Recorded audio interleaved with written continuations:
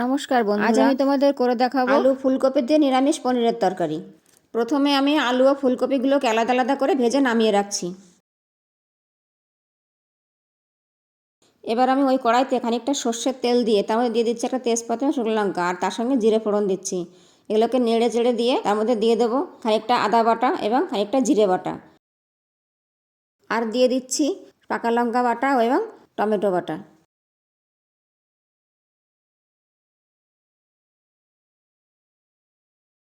এই মশলাগুলোকে নেড়ে চেড়ে নিয়ে তার মধ্যে দিয়ে দিচ্ছি স্বাদ মতো নুন ও হলুদ, এবং তার সঙ্গে দিয়ে দিচ্ছি মশলা দেওয়া জল।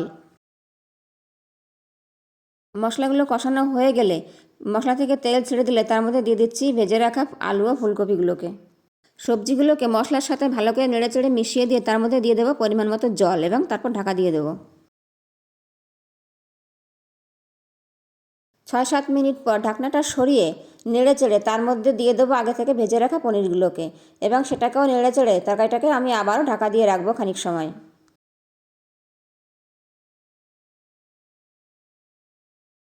আবারও 3-4 মিনিট পর ঢাকনাটা সরিয়ে তার থেকে 2-3 পিস আলু গামলায় তুলে নিয়ে আমি ম্যাশ করে তরকারিতে দিয়ে দেবো।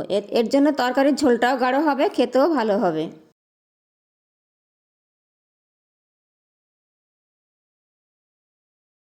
ভালো করে নেড়ে চেড়ে সবশেষে স্বাদমতো চিনি, একটু ঘি, একটু গরম মশলার গুঁড়ো এবং ধনেপাতা কুচি ওপর থেকে ছড়িয়ে কিছুক্ষণ সময় ঢাকা দিয়ে রেখে দিলেই হয়ে যাবে আলু ফুলকপির নিরামিষ পনিরের তরকারি। রান্নাটা ভালো লাগলে একটু লাইক করে দিও এবং চ্যানেলটি সাবস্ক্রাইব করে দিও।